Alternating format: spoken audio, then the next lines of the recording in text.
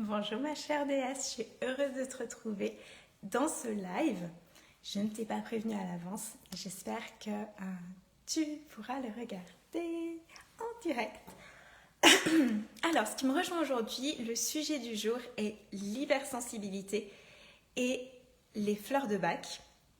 Donc je vais te parler de cette perspective, te transmettre ce que j'ai appris, ce que les fleurs de Bach m'ont permis de faire, m'ont transmis. Et je te parlerai également de ma formation qui commence semaine prochaine. Alors, l'hypersensibilité, c'est un sujet que je connais très très bien. Et je pense que ça te concerne aussi. Si tu me suis, il y a de grandes chances que la sensibilité émotionnelle soit une de tes caractéristiques. C'est un sujet que je connais très très bien parce que je suis moi-même très sensible, très émotive. J'ai des émotions assez intenses. C'est mon mode de fonctionnement. C'est quelque chose que j'aime chez moi, qui me nourrit. Et ça a pu être, et parfois ça l'est encore, un frein. Mais c'est aussi un immense talent. Et c'est ce qui, pour moi, est au cœur de mon entreprise, accompagner mes clientes dans leurs émotions. C'est ce que j'adore faire, les aider à apaiser, à transformer leurs blessures émotionnelles, alors pour qu'elles puissent vraiment révéler qui elles sont, notamment dans leur sexualité. C'est vraiment au cœur de mon entreprise. Et un de mes outils, l'un des outils qui m'a vraiment mis sur ma voie, qui m'a propulsée vers ce que j'aime faire, ce sont les fleurs de Bach. Donc je vais te parler de cette hypersensibilité, de ce que tu peux développer en fait en toi, les compétences que tu peux développer pour que cette sensibilité devienne vraiment ta force numéro 1, et en quoi les fleurs de Bach peuvent t'accompagner sur ce chemin. Donc, l'hypersensibilité, ça va se traduire par vraiment des émotions intenses. Et c'est une immense force parce que ça te permet d'être créative, ça te permet de sentir le monde, ça te permet de te sentir vivante. Et parfois, ça peut être ton plus grand frein. Moi, c'est devenu mon plus grand frein suite à un quasi burn-out professionnel. Il y a plus de 6 ans maintenant, j'ai quitté mon emploi dans le luxe et je me suis complètement remise en question. J'ai changé de pays, j'ai repris mes études, je me suis formée en naturopathie, en coaching. Bref, c'était vraiment une période de transition très très importante. Et pendant cette période-là, j'ai vécu des deuils successifs de personnes qui m'étaient très chères. Donc j'étais déjà fragilisée au niveau physique, émotionnel, parce que le burn-out fragilise énormément. Et puis j'avais vraiment perdu confiance en moi, et en même temps je vivais une grande transition personnelle d'identité et des deuils. Donc ça a été un tremblement de terre dans ma vie, clairement. Et mon hyper-émotivité est devenue un frein parce qu'en fait j'avais trop d'intensité émotionnelle. De toute façon, je pense qu'on soit hyper émotif ou pas, peu importe, en fait, ça fait beaucoup à encaisser et c'est trop, en fait. Et ces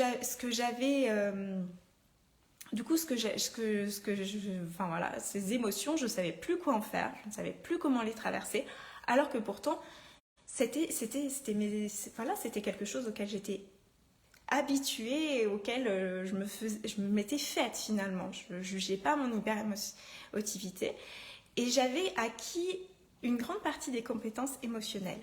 Et je vais t'en parler aujourd'hui. Bonjour si tu me rejoins. Je ne dis pas qui tu es. Je ne vois pas sur mon téléphone. Donc, on peut mettre un petit pouce. Et cette hyper-émotivité, je l'ai travaillée et j'avais déjà acquis pas mal d'atouts dans mes compétences émotionnelles. mais je n'avais pas on va dire, la principale pour dépasser cette montagne qui était devant moi. Donc ces compétences, il y en a 4 que je vais te transmettre aujourd'hui. 4 compétences émotionnelles qui vont te permettre de faire de ton hyper-émotivité une de tes grandes forces. La première, c'est d'abord vraiment d'être capable de ressentir tes émotions, d'être dans tes émotions. Ça, si tu es hyper émotive, je pense que de toute façon, que tu le veuilles ou non, il y a de grandes chances que tu ressentes très facilement ce qui se passe émotionnellement. Et puis la deuxième, c'est d'exprimer tes émotions. Là aussi, je pense que si tu es hyper émotive, ça va, ça se fait, ça sort de toi. La troisième, ça va être de nommer tes émotions, de mettre un nom dessus, de pouvoir les reconnaître, de pouvoir les expliquer même. Donc ça peut être un peu plus difficile. On peut avoir acquis une certaine compétence à les nommer, à les reconnaître et à pouvoir les partager avec certaines personnes. Mais peut-être pas à les comprendre entièrement, mais en tout cas déjà à les nommer. Moi j'en étais là, en fait, quand j'ai vécu ce burn-out, j'en étais à ce niveau-là, où exprimer c'était ok, les ressentir c'était ok, les nommer, les reconnaître c'était ok. Par contre, parfois, ça sortait comme ça sortait, je ne savais pas trop quoi en faire. Et la quatrième compétence que je vais te transmettre aujourd'hui, je l'avais pas en fait. La quatrième compétence, c'est de réussir à transformer cette émotion, à transformer, magnifier, si tu veux, pour pouvoir sortir de cette zone émotionnelle dans laquelle on est bloqué. Et généralement, auparavant, j'arrivais à sortir de cette zone parce que j'arrivais à avoir des très grands hauts émotionnels qui me sortaient du très grand bas émotionnel. Donc je pouvais faire ce yo-yo-là. Donc je vivais ce yo-yo, mais j'avais aussi des très grands hauts émotionnels. Mais quand je suis arrivée à Montréal, il y avait tellement de bas émotionnels que je ne pouvais plus remonter en fait. Et les choses qui me procuraient de la joie auparavant étaient plus aussi flagrantes. Et vraiment, je vivais les très grands bas émotionnels et je remontais un peu, mais je remontais plus aussi haut. Et là, du coup, c'est devenu un vrai problème parce que j'étais quasiment tout le temps dans les bas. Et j'arrivais plus à en sortir. Et je peux même rajouter une 5e compétence émotionnelle qui va être, en tant qu'hyper émotif, acquérir une certaine stabilité émotionnelle. On peut être dans ces grandes émotions, mais que ça devienne plus souple et plus doux. Et non plus faire des yo-yo comme ça, mais qu'il y ait des courbes avec une douceur et que les bas ne nous entraînent plus aussi bas, aussi longtemps, et que les hauts, en fait, puissent ne plus être aussi furtifs, mais puissent être des plateaux qui s'étendent. Et ça va être une 5e compétence. Et vraiment, j'ai mis du temps à l'acquérir, mais très rapidement, dès que je me suis formée et dès que j'ai plongé dans les fleurs de bac, j'ai acquéri déjà une solidité et une compréhension de mes émotions qui m'a permis de pouvoir stabiliser les hauts, qu'au début n'étaient pas très hauts, mais j'ai pu les stabiliser, tomber moins longtemps dans les bas et moins profondément. Et puis au fur et à mesure, les hauts se sont amplifiés, les plateaux se sont agrandis. Alors, pourquoi les fleurs de bac? Pourquoi est-ce que je t'en parle aujourd'hui et pourquoi c'est pour moi l'outil qui m'a vraiment et qui a été vital dans ma vie? Mais vraiment, ça a été... je les ai reconnus avec mon âme. Je savais que c'était là qu'il fallait que j'apprenne, que c'était cet outil-là qui était pour moi vital parce qu'il était en lien avec tout ce que j'aimais, avec le fait que ce soit des remèdes énergétiques, voilà, l'énergétique, que ce soit en lien avec la nature, de surplus les fleurs. Moi, les fleurs, c'est la vie, hein, pour moi, vraiment, clairement. Donc déjà ça. Et le fait que ce soit en lien avec les émotions, pour moi, c'était c'était le trio gagnant, quoi. Les fleurs de Bach, elles m'ont permis de faire ça parce que d'abord, ce n'est pas simplement des petits remèdes énergétiques qu'on achète en pharmacie, mais c'est bien plus que ça. Ce sont des véritables soutiens, des sages en fait, qui viennent nous apporter des informations émotionnelles, des informations intuitives, des prises de conscience. Et ça amène une transformation intérieure. On peut les utiliser comme on le voit, voilà, maintenant régulièrement, il y a pas mal de gens qui prennent des fleurs de Bach et qui les utilisent comme un soutien temporaire, par exemple pour passer un examen ou parce qu'ils vivent une situation un petit peu délicate. Mais on peut les utiliser beaucoup plus profondément comme des outils de transformation émotionnelle, transformation spirituelle, oui, personnelle en fait, comme des coachs personnels, des coachs spirituels. Et ça, pour moi, c'est extraordinaire. C'est pas juste des soutiens périodiques, mais on peut vraiment travailler en profondeur avec les fleurs. Ça, c'est quelque chose qui m'a absolument conquise. Au début, moi, quand j'ai plongé dans les fleurs de Bach, j'ai senti que ça me correspondait par rapport à mon émotionnalité. J'ai senti que c'était un soutien. J'ai bien senti que ça m'apportait, même si j'avais peu de connaissances, j'avais juste lu un livre dessus, j'avais retenu 2-3 choses sur les fleurs, j'avais déjà testé, j'avais des mieux émotionnels. C'était génial déjà.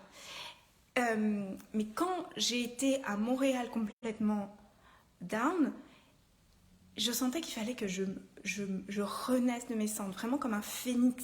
C'était un stade beaucoup plus... J'allais beaucoup plus loin en fait. Que simplement prendre un support émotionnel. Et lorsque je me suis formée aux fleurs, j'ai compris qu'il y avait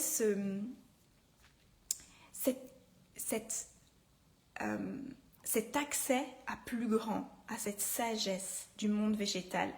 Et ça, c'est waouh.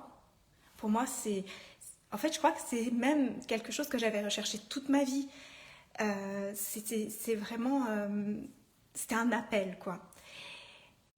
Et donc, il y avait ce point-là. Et puis, ce qui est merveilleux, c'est que les fleurs de Bach, c'est un système complet. Le docteur Bach, qui est un Anglais, qui a créé ce système-là au siècle dernier, l'a vraiment créé dans un esprit de simplicité et de complétude. Donc, il y a 38 fleurs à ce système, 38 fleurs qui correspondent à 38 états émotionnels précis. Et ça nous donne une grille de lecture simple et en même temps très profonde des états émotionnels des gens qui nous entourent et de nos propres états émotionnels. Et ça nous permet de travailler avec des archétypes, les 38 archétypes des fleurs de Bach, qui ont une sagesse en soi. Le cerveau émotionnel aime les symboles, aime les archétypes, aime ce qui est imagé, ce qui n'est pas rationnel, mais ce qui est de l'ordre du conte, de la fable, etc. Et lorsque l'on atteint la connaissance des fleurs de Bach, on touche à ce monde archétypal des émotions qui va venir nous aider à comprendre ce qui se passe en nous, à comprendre les autres, à comprendre nos émotions. Donc en fait, on passe d'un état où, en tant qu'hyper émotionnel, on a la capacité d'exprimer, on a la capacité de ressentir nos émotions. Mais on a aussi la capacité de comprendre ce qui se joue, de s'observer soi-même, d'observer les autres et de sortir de nos états émotionnels qui sont, j'allais dire, bloqués, qui sont trop denses en fait pour qu'on arrive à les dépasser. Et ça, c'est aussi quelque chose qui a été extraordinaire pour moi parce que j'ai compris que je pouvais accompagner mes clientes avec ces fleurs. Lorsque j'étais à Montréal, je me suis formée à la naturopathie, notamment au coaching et à la naturopathie. Et en fait, j'ai eu un stage de naturopathie et bien sûr, on utilisait les outils naturopathiques qu'on avait acquis tout au long de nos 3 années d'expérience. Et moi, franchement, ça me barbait de faire des calculs de calories, de dire aux personnes qu'elles devaient manger, quels suppléments elles devaient prendre. Je trouvais que c'était utile, mais dans une moindre mesure. Mes clientes, elles venaient avec des problématiques émotionnelles en fait. Oui, il y avait des répercussions au niveau physique, mais parce que émotionnellement, il y avait des trucs qui n'allaient pas. Et la plupart étaient très mal dans leur vie, étaient très mal professionnellement et il y avait des enjeux vraiment très importants à ce niveau-là. Et malgré tout, mon soutien, je sentais bien que c'était au niveau émotionnel que ça pêchait. Et donc j'ai commencé à leur conseiller des fleurs de bac, etc. Et c'est là que j'ai vu des résultats incroyables. J'ai eu une de mes clientes qui est venue à un mois d'intervalle, mais c'était le jour et la nuit. Je lui ai transmis des fleurs de bac en lui disant, bah voilà, ça va vous aider à vous détendre, etc. sur ça, qui correspondait à ses problématiques. Le mois d'après, elle est revenue, son visage était illuminé, elle était habillée en couleur, maquillée, pimpante, pleine de joie. Et la première chose qu'elle m'a dit, c'est « Merci pour les fleurs de bac, je sais que c'est ça qui a fonctionné. » Et c'est ce que j'en ai parlé à mon conjoint, et lui a même pris mon flacon et a commencé à l'utiliser aussi, il a commencé à voir que ça l'aidait. Et là, je me suis dit, ok, c'est bon, je tiens quelque chose là, je pense que je tiens quelque chose. Et ces fleurs de bac m'ont permis de développer beaucoup plus loin ma pratique. Maintenant, j'ai d'autres outils. Maintenant, j'utilise aussi plus loin, en fait, les fleurs de bac que ce que j'ai appris au tout début.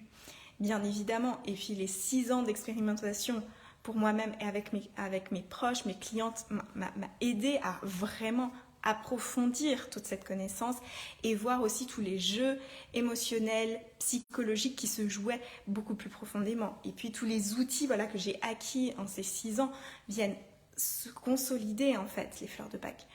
Mais ce que j'aimerais en fait transmettre et ce que je transmets dans ma formation en fleurs de bac, c'est la base, mais une base solide et une vision des émotions qui n'est pas la vision commune du monde occidental dans lequel on vit, où les personnes qu'on croit être saines émotionnellement sont des personnes qui semblent être zen et ne pas avoir d'émotions. Et ça ne veut pas dire qu'elles gèrent bien leurs émotions. Et on nous transmet beaucoup cette notion de contrôle de nos émotions, alors qu'on ne peut pas contrôler nos émotions. Les émotions, c'est de l'énergie brute à l'état pur. On ne peut pas les contrôler. On peut les gérer, on peut les encadrer avec douceur, on peut les soutenir, on peut les comprendre, les écouter, on peut les exprimer, on peut les nommer, mais on ne peut pas les contrôler. C'est comme essayer de contrôler une eau vive en fait. Une eau qui a une force, une puissance. On peut en faire un barrage hydroélectrique, mais s'il y a une grande crue, ça explose en fait. Oui, ça peut marcher pendant des années, mais s'il y a un événement comme moi, là j'ai vécu vraiment trop intense, le barrage il craque. Et donc ce n'est pas le barrage qui permet de gérer les émotions de manière saine, c'est votre capacité à nommer, comprendre, exprimer au fur et à mesure, gérer de manière stable, bienfaisante, bienfaitrice vos émotions et surtout à pouvoir sortir des états émotionnels dans lesquels on est bloqué. Ça, c'est vraiment quelque chose,